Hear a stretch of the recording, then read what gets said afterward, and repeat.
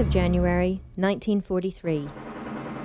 The German Sixth Army encircled at Stalingrad had been under constant attack for almost 2 months, and supplies were running short and casualties were mounting at an alarming rate.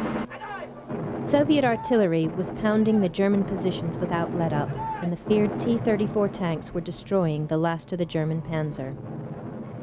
Despite guarantees by Hermann Goering, the Luftwaffe never came near enough to deliver sufficient supplies, and Hitler's order that the Sixth Army should be rescued by Field Marshal von Manstein's forces was doomed to fail. It must have been clear to General von Paulus even then that he faced either annihilation or surrender. The tide on the Eastern Front was turning. 14th of January 1943. Start of the Casablanca Conference. After the Allied successes in North Africa, the future strategy for the war had to be agreed between the Americans and the British. Roosevelt and Churchill and their staffs met in Casablanca on 14th of January 1943, where the Americans argued for an immediate cross-channel assault on Germany, whilst Churchill claimed that it would be preferable. Roosevelt went against his own military leaders and supported the British. It was, however, agreed that no further troops would be put into the Mediterranean theater, and that all additional personnel should be assembled in England for a 1944 invasion of France.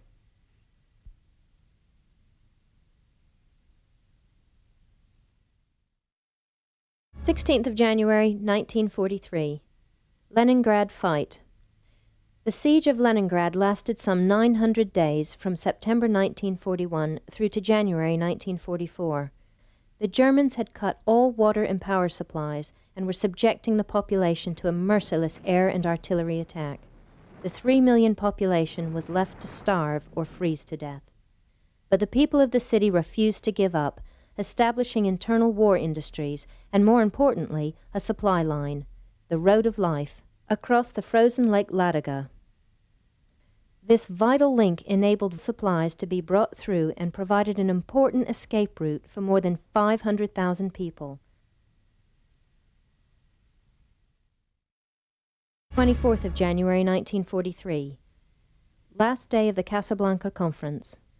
The Casablanca Conference between Roosevelt and Churchill and their staffs had started on January 14th, 1943, and was now, on the 24th, on its last day. After Roosevelt had surprised his own commanders by agreeing to Churchill's wish to delay any invasion of France to the following year, he shocked them even further when he announced that nothing short of unconditional surrender would be accepted from any of the Axis powers. This policy was mainly to assure the Soviet Union, who now would have to wait another year before a proper second front was established, something they had been asking for ever since the battle for Stalingrad began. 26th of January 1943. Soviets capture Voronezh on the Don. The Russian winter was at its peak when part of Germany's Sixth Army surrendered at Stalingrad on 8th of January. This fact, and the Red Army's elation at their victory, resulted in widespread attacks wherever the German front was considered weak. The 500 kilometers, as the crow flies, between Stalingrad and Voronezh on the River Don was covered in just a little over 2 weeks, and the city was recaptured from the retreating German forces. The Soviet forces, taking 52,000 prisoners at Voronezh, were now only some 200 kilometers from the city of Kursk, where soon the largest tank battle in history was to take place. 2nd of February 1943. Germans surrender at Stalingrad. General von Paulus's Sixth Army had now been encircled in Stalingrad since November 1942 and had suffered horrendous casualties. The Luftwaffe's inability to deliver adequate supplies, Field Marshal Erich von Manstein's abandoned rescue attempt, and a counteroffensive led by Marshal Zhukov, deploying scores of T-34 tanks, all played their part in Germany's first serious defeat on the Eastern Front, and a humiliating surrender by von Paulus to the Soviet High Command. Ironically, Adolf Hitler had only a few days previously promoted von Paulus, as he had been told that no German field marshal had ever surrendered, so this was a first. 6th of February, 1943. Soviet Army reaches the sea at Azov, cutting off German Army Group A. It was, after the fall of Stalingrad, important for the Soviet Army to gain access to the sea, and the closest point was the easternmost part of the Black Sea, at Azov, only 30 kilometers west of the city of Rostov. The Red Army met stern opposition as it advanced through the Don Valley, the Germans being aware that a defeat in this sector of the front could have wide implications. And so it proved. The Soviet forces reached Azov on 6th of February 1943, and the German Army Group A was now isolated south of the River Don, with nowhere to go.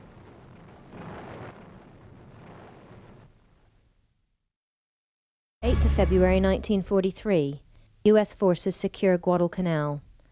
American forces had landed on Guadalcanal in the Solomon Islands on the 7th of August 1942, but Japanese forces held out in the north of the island. They were reluctant to give up the valuable Henderson Air Base. Reinforcement of both sides ensured a stalemate for the next 6 months, though the fighting was fierce and casualties extremely high. In the beginning of 1943, there were more than 50,000 U.S. troops on the island, and the Americans went on the offensive. By 4th of February, the Imperial Japanese headquarters accepted that Guadalcanal was lost and started to evacuate, and by the 8th of February, the Americans were in total control. 16th of February 1943, Rommel attacks U.S. forces in North Africa. Operation Torch had successfully landed large Allied troops in North Africa. By the 16th of February, the U.S. 8th Army had reached the Mareth Line in Tunisia. Field Marshal Rommel now attacked, launching Operation Morgenluft. It was Rommel's aim to cause the maximum of casualties and confusion among the Green American troops, and with a little luck, to destroy the bases in Bonn and Constantine. However, there was little cooperation between Rommel and the commander of 10th and 21st Panzer Divisions, General von Arnim. Consequently, there was little chance for the Axis powers to achieve their major aims. 20th of February 1943, British 8th Army takes Medellin. Tripoli had fallen to the British 8th Army, and Montgomery was pressing forward towards Tunisia to take advantage of his present position and to deflect attention from the Americans approaching from the west. The next obstacle for the Allies was the town of Medellin, some 300 kilometers west of Tripoli. The German panzers were forced to withdraw on the 20th of February 1943, and the British could secure the town. Rommel mounted a counterattack at Medellin, but suffered a resounding, if rare, defeat, and 2 years of continuous combat had taken its toll on the German field marshal, who returned to Germany, sick and exhausted. 25th of February 1943. Allied troops recover Kasserine Pass. The war in North Africa had swung decidedly in Allied favor, but again Field Marshal Rommel surprised. He unexpectedly attacked the U.S. 1st Armored Division at the Kasserine Pass in Tunisia. The attack was a bitter lesson for the quite inexperienced GIs who were ill-prepared for confronting the battle-hardened soldiers of the Deutsche Afrika Korps. The Germans, led by General von Arnim, after Rommel's return to Germany, almost succeeded in breaking the pincer established by the Allies, but on the 25th of February 1943, the Allied troops managed to retake the important Kasserine Pass. 2nd of March 1943. Start of the naval battle of the Bismarck Sea. The Bismarck Sea, north of Papua New Guinea, was to become the scene for another important Allied victory during the war in the Pacific. A Japanese reinforcement convoy was attacked on the 2nd of March 1943 by Allied torpedo boats and aircraft just of lay on the Huon Gulf. The raid came as a complete surprise for the Japanese commander and was to last through to the 5th of March and totally shattered the Japanese fleet. The Battle of the Bismarck Sea was yet another vital sign of the changing fortunes of war in the Pacific. The Japanese were being stretched, and their industrial base was not able to match the Americans' very large production. 3rd of March 1943. Spitfire versus Messerschmitt over the English Channel. The confrontation between the Spitfires and the Messerschmitt 109s did not end with the Battle for Britain, but carried on in other theaters of war. The Battle of Britain pilots could now be considered veterans despite their tender years, most still in their early 20s, but prepared to carry on till the war was over, and always aware of their own mortality. On the 3rd of March 1943, a squadron of RAF Spitfires, returning from escort duty, encountered a flock of Messerschmitts just north of the Channel Islands, and in the dogfight that followed, 4 Germans were shot down. No British losses. 17th of March 1943. General Patton restores original front line after Rommel's attack. Rommel had attacked American positions in Tunisia and pushed back the inexperienced GIs. However, Rommel was by now a sick and exhausted man and had to leave North Africa for good. General George Patton mounted a counterattack against the enemy, now commanded by General von Amen, a competent soldier, but not in Rommel's league. The Grant tanks, normally not a match for the German Panzer, are in the ascendancy. They not only outnumber the Germans, they are not short of ammunition, and more importantly, fuel. And by the 17th of March 1943, Patton has restored the original front line. 20th of March 1943. The British Eighth Army attacks the Mareth Line in Tunisia. The ring around the Axis powers in Tunisia was tightening.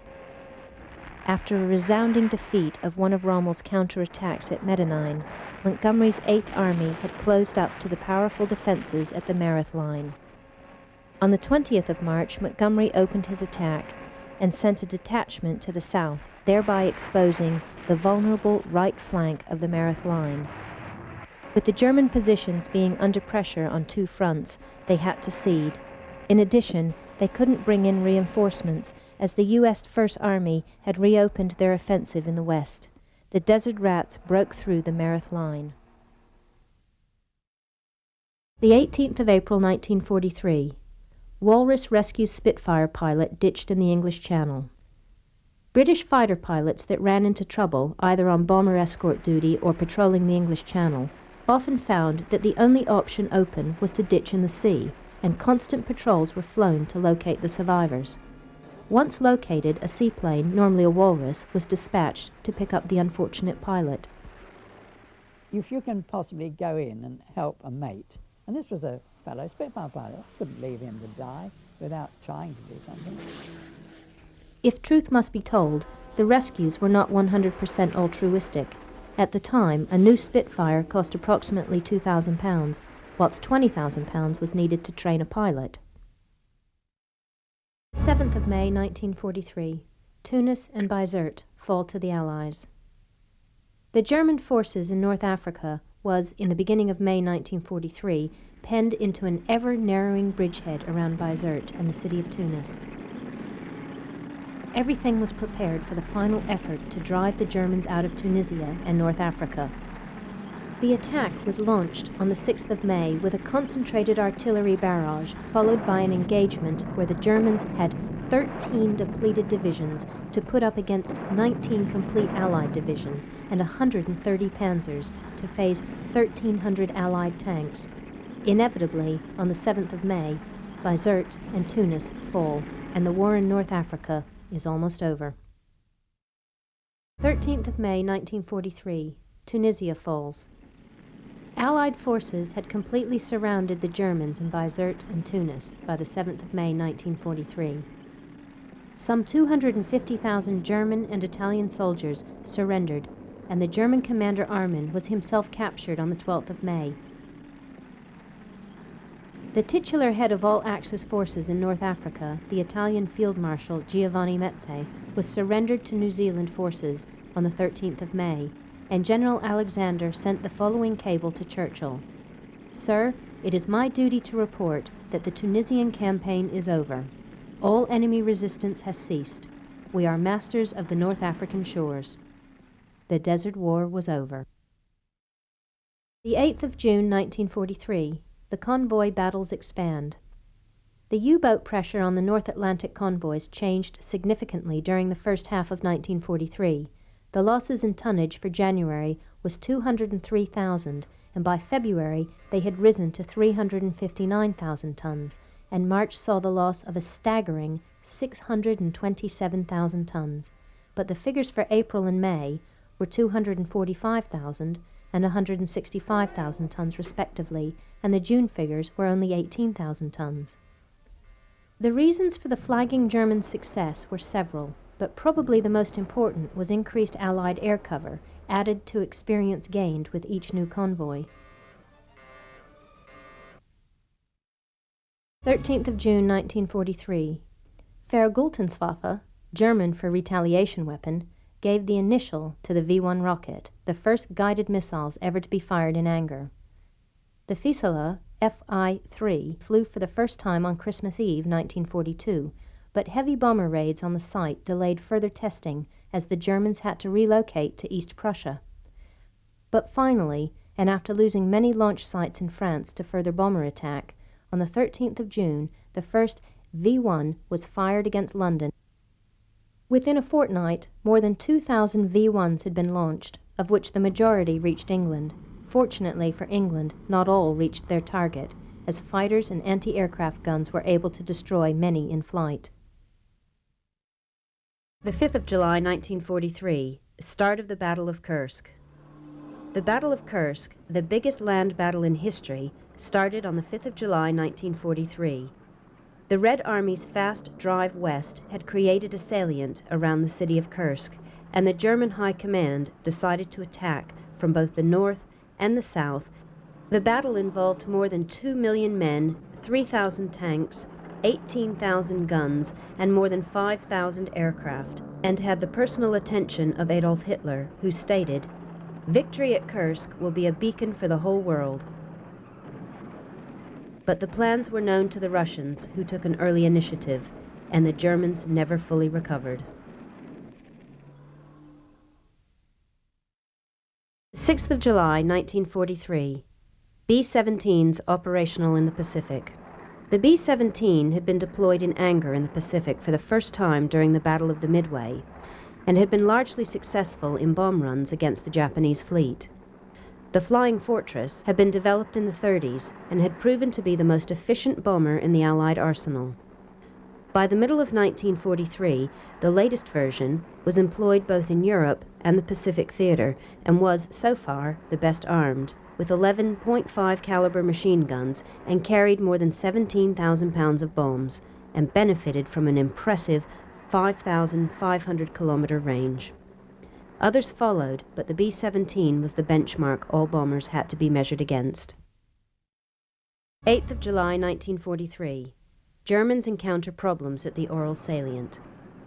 The Battle of Kursk, not only the biggest land battle in history, but also the biggest tank confrontation, had been launched on the 5th of July 1943. The main reason that the Germans ran into problems, as they did at the Oral Salient on the 8th of July 1943, was the fact that their plans were known to the Red Army. This had largely been the work of Rudolf Rossler and his colleagues of what became known as the Lucy Ring in Switzerland. They had been supplying Moscow with accurate German military intelligence for months and were now implicitly believed. So with the Red Army High Command being able to act on known German strategies, it was hardly surprising that the battle would swing in their favor. 10th of July 1943, invasion of Sicily. During the morning of 9th of July 1943, an invasion fleet steamed past Malta heading for Sicily, carrying the U.S. 7th Army and the British veteran 8th Army. It was, after the victories in Tunisia, important to establish a second front in Europe, to ease the pressure on the Soviet Union on the Eastern Front. The Americans had preferred a cross-channel invasion, but the British thought that an invasion of Sicily was a better option at the time. The invasion started on the 10th of July. The Americans landed at Gela on the south coast, whilst the British went ashore further to the east. The first landing of Allied troops in Europe had been successfully accomplished. 13th of July 1943, Soviet counteroffensive during the Battle of Kursk. Operation Zitadel, the German offensive aiming to push the Red Army out of the Oral salient, had been a disaster almost from the word go. On the 13th of July, 1943, the Red Army launched its planned huge counteroffensive, and the Russians were unstoppable. By the 23rd of July, the Germans were all pushed back out of the salient. The German losses had been devastating. In one day, they had lost more than 200 panzers and 25,000 men. Though the Battle of Kursk would last another few weeks, by now the outcome was inevitable. The 25th of July, 1943, Mussolini falls. Benito Mussolini, born on the 29th of July, 1883, had formed the Italian Fascist Party, Fasci di Combattimento, in March 1919, and had been invited by King Emmanuel II to form a coalition government on the 28th of October 1922, after the fascists had threatened to march on Rome. Il Duce, as Mussolini was popularly known, took Italy into the Second World War in June 1940, but the country was ill-prepared and suffered a string of military defeats which resulted in Mussolini being dismissed by the king on the 25th of July 1943. The 26th of July 1943, RAF raid on Hamburg. The northern German city of Hamburg had been bombed by the U.S. Air Force in a daylight raid on the 25th of July 1943, the main targets being the port and industrial installation. During the night of the 25th and 26th of July, RAF Bomber Command also raided the city. Air Chief Marshal Sir Arthur Harris, Bomber Harris, set out to demonstrate what could be achieved by the application of sophisticated equipment and tactics. Some military historians claim that night raids were never accurate enough to specify targets, and that the purpose of the RAF raid was to terrorize the civilian population. 5th of August, 1943. Soviet forces capture Orel. The Battle of Kursk had started on the 5th of July, 1943, and was to go down in history as the biggest land battle ever. The purpose of the operation, codenamed Operation Zitadel by the Germans, was to recapture the Oral salient from the Red Army. The Germans had attacked from north and south in an effort to cut off the main Soviet forces in a pincer movement, but only managed to make a small dent in the salient, though they did hold Orel. A huge Red Army counteroffensive drove the Germans back out of the salient, and on the 5th of August, after very heavy fighting, the towns of Orel and Belgorod were again in Soviet hands. 17th of August, 1943. B-17 raid on Regensburg and Schweinfurt. The American daylight air raids against continental targets had increased dramatically through 1943. The raids against the Messerschmitt factory at Regensburg, near the Austrian border, and the ball bearing plant at Schweinfurt in South Germany were the first major long-distance raids. The two raiding groups were supposed to leave within 10 minutes of each other, but the Schweinfurt bombers were delayed by more than 3 hours due to fog, and as no fighter cover was available because of the distance, the raids suffered heavily in the hands of the Luftwaffe, losing 59 of the 200 B-17s taking part. 22nd of August, 1943. End of Battle of Kursk. The Battle of Kursk had started on the 5th of July, 1943, and would later be known as the biggest tank battle in history. The Germans had shortened the front in the Soviet Union, which gave them a surplus of almost 2 armies, and Hitler thought this was an ideal opportunity to perform one more grand encirclement. The Red Army, however, almost fought the Germans to a standstill, and Hitler then called off the operation because of the American and British landings on Sicily demanded transfer of forces to Italy. As a result, the strategic initiative in the East passed to the Soviet forces permanently.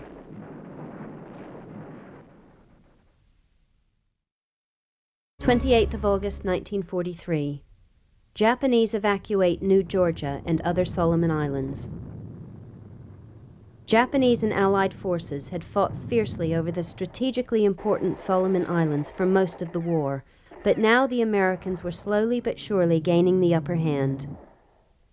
The decision by the Japanese to evacuate New Georgia and other islands in order to consolidate on Bougainville and New Britain was finally carried out on the 28th of August, 1943.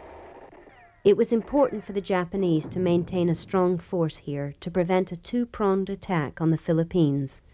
In other words, forces moving through the Gilbert Islands in the east and from Australia in the south.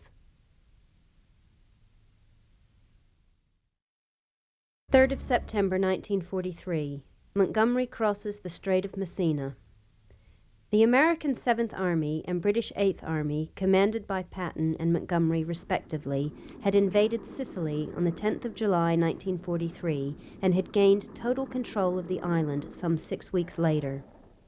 The Italians could see the writing on the wall, and Field Marshal Badoglio's newly formed government let it be known through diplomatic channels that they would like to negotiate, and on 3rd of September 1943 a short armistice was signed in an olive grove near Syracuse on Sicily.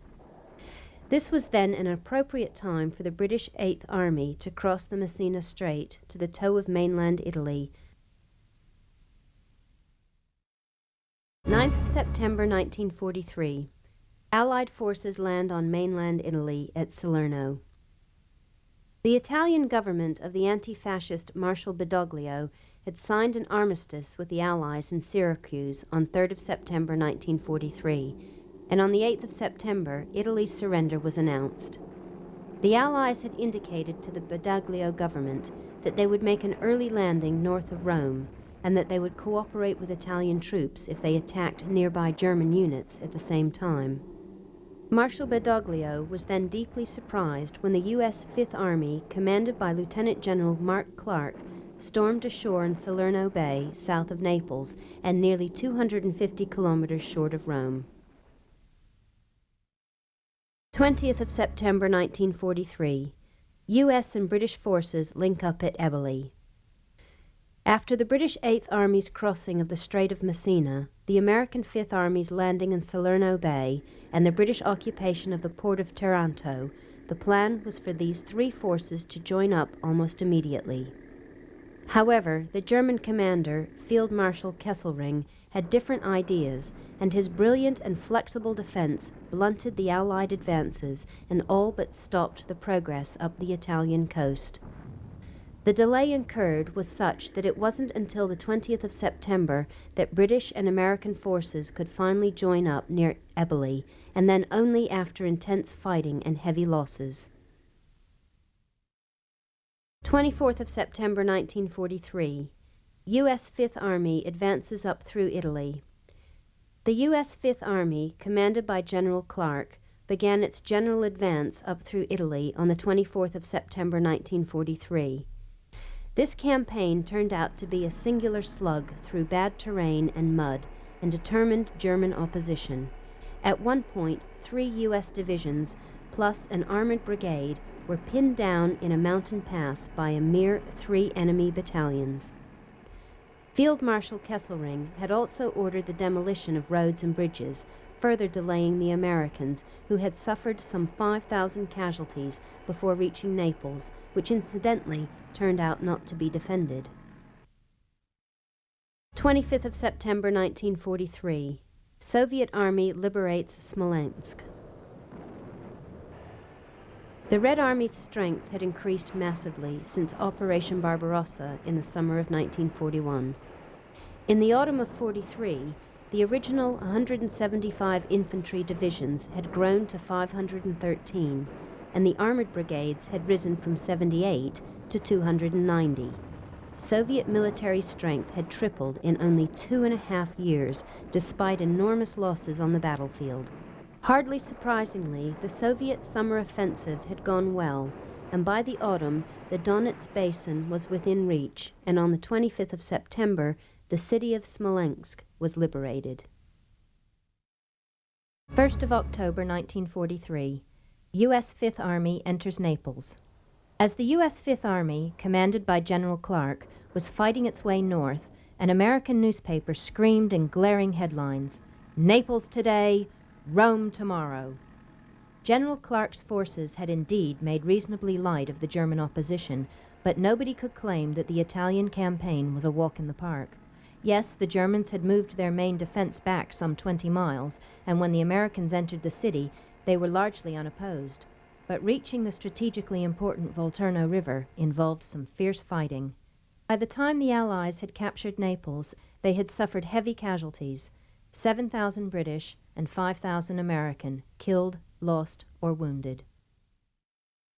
The 9th of October 1943, Himmler visits concentration camp.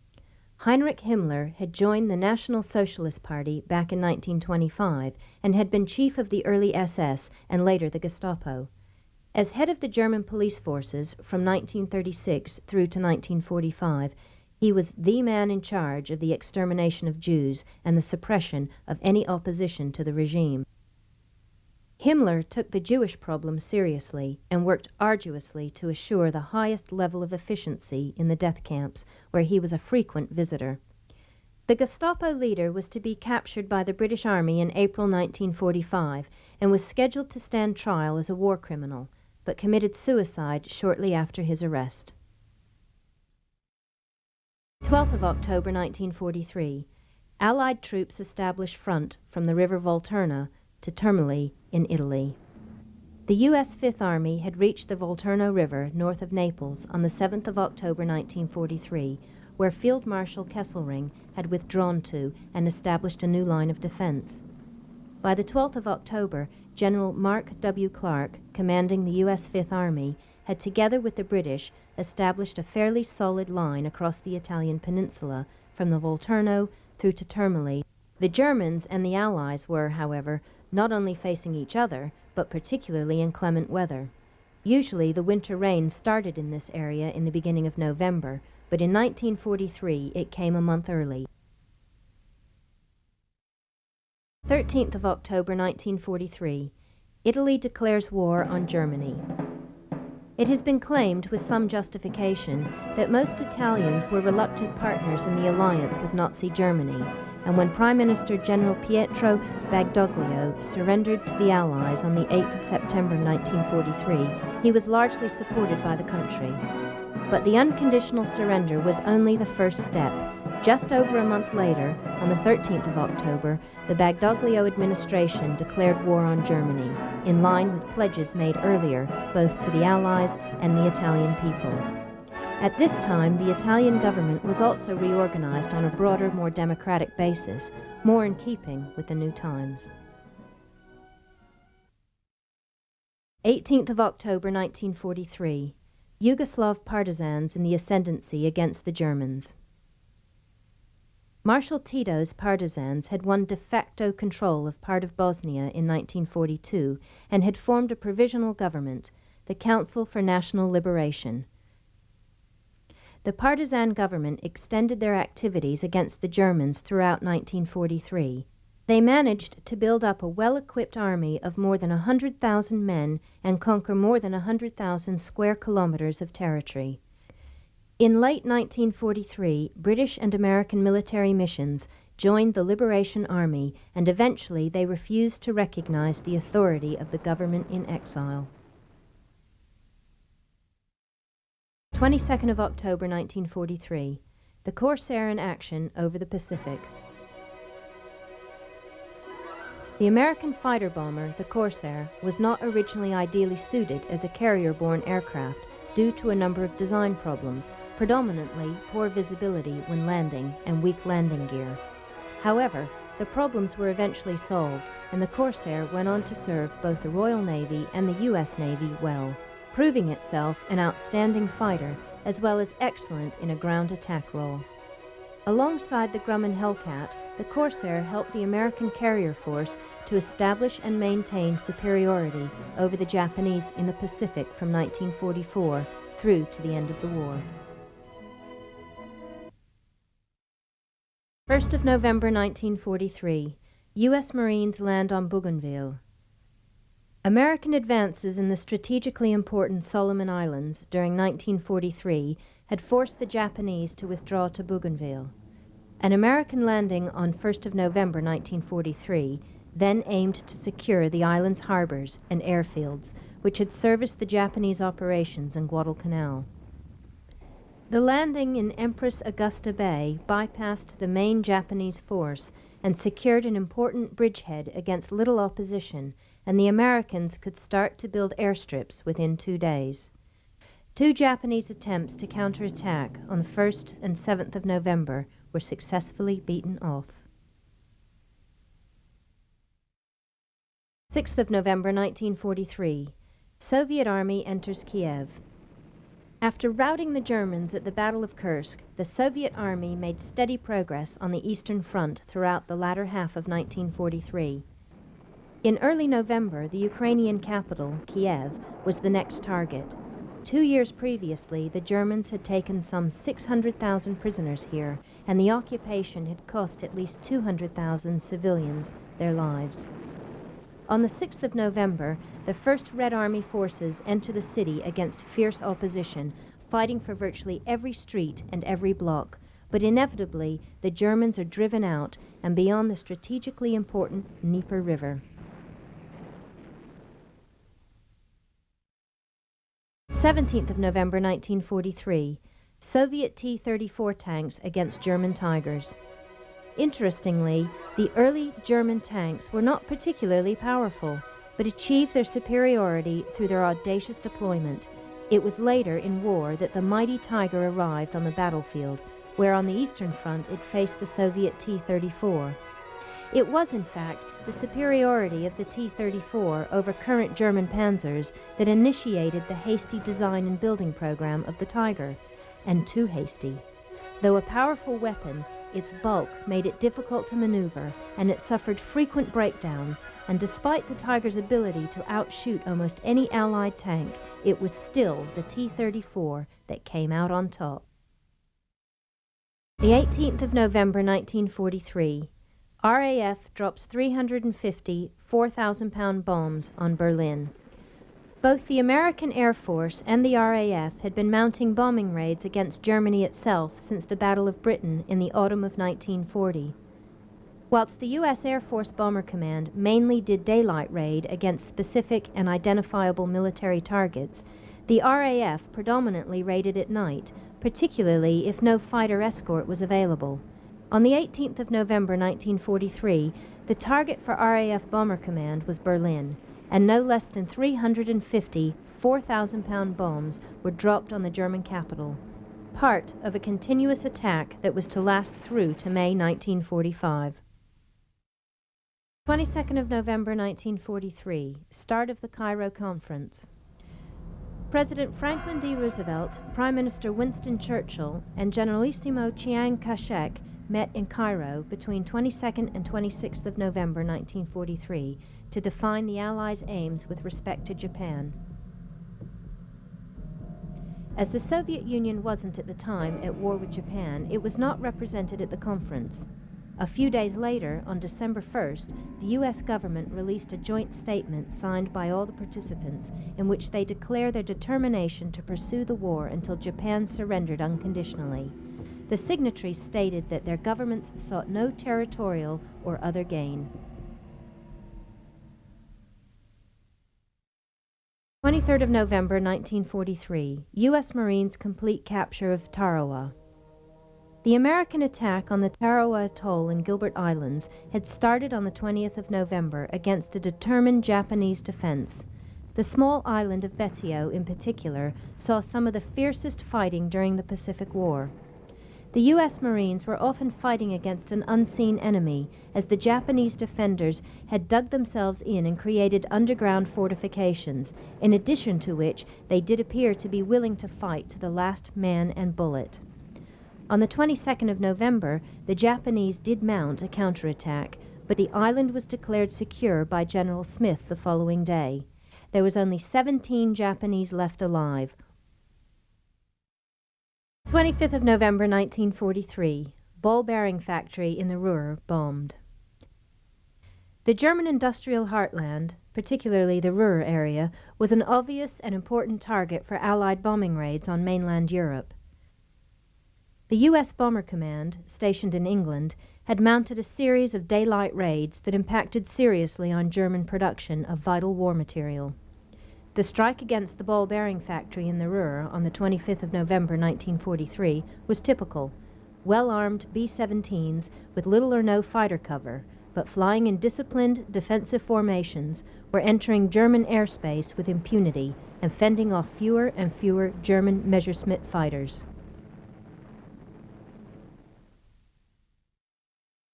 3rd of December 1943. Soviet forces advance on a wide front. By the 3rd of December 1943, the Red Army had been in the ascendancy on the Eastern Front for more than a year and was able to advance on a wide and almost unbroken front. In addition to the harsh Russian winter, the Germans were now, for the first time, facing superior trained and commanded forces, as they themselves increasingly had to rely on reinforcement by raw and inexperienced recruits. The earlier battle at Kursk had stripped the Germans of not only men, but vital equipment, tanks, artillery, and aircraft. Though the Soviet Union had suffered similar losses, it did not appear to have any difficulties in producing replacements. 12th of December 1943. Rommel is appointed Commander-in-Chief of Fortress Europe. It was obvious to the German High Command that it would only be a matter of time before the Allies would attempt a landing on Europe's Atlantic coast. Hitler had, earlier in the war, ordered the building of a defensive wall in Normandy, and it was now likely that this now impressive barrier would be put to the test. On the 12th of December 1943, Field Marshal Erwin Rommel was appointed commander of Army Group B, the German forces on the Channel coast, and was hence in charge of Fortress Europe, the popular name for Atlantic Wall. It is doubtful if the Desert Fox was enthusiastic about these installations, as they were contrary in the extreme to his own tactical thinking. 26th of December 1943. Soviet forces attacked the Kiev salient. The whole Russian front, from Smolensk down to the Black Sea, had been on the move since mid-September 1943, and the important city of Kiev had been taken by the Red Army on the 6th of November. The salient near Kiev, held by the Germans and created by the Soviet forces' fast advance, came under attack on the 26th of December, at a time the Germans were facing a winter that was even harsher and more frightening than the two previous ones. Considering the conditions, it would have been difficult to ascertain what or who killed most Germans, the Red Army or the appalling winter. But the casualties were mounting at an alarming rate. 29th of December 1943. U.S. Marines capture Cape Gloucester airfield. On Christmas Day 1943, a huge fleet had sailed up the Vitiaz Strait between Papua New Guinea and New Britain to land the U.S. 1st Marine Division at Cape Gloucester on the western tip of New Britain. Besides securing the island itself, the main objective was to capture the Japanese-held airfield at Cape Gloucester, as the Japanese could mount bombing raids from there to Papua New Guinea, the Solomons, and even Australia. As most of the Japanese occupied territories in the Pacific, this target was also fiercely defended, but the better-equipped Marines were able to capture the airfield on the 29th of December.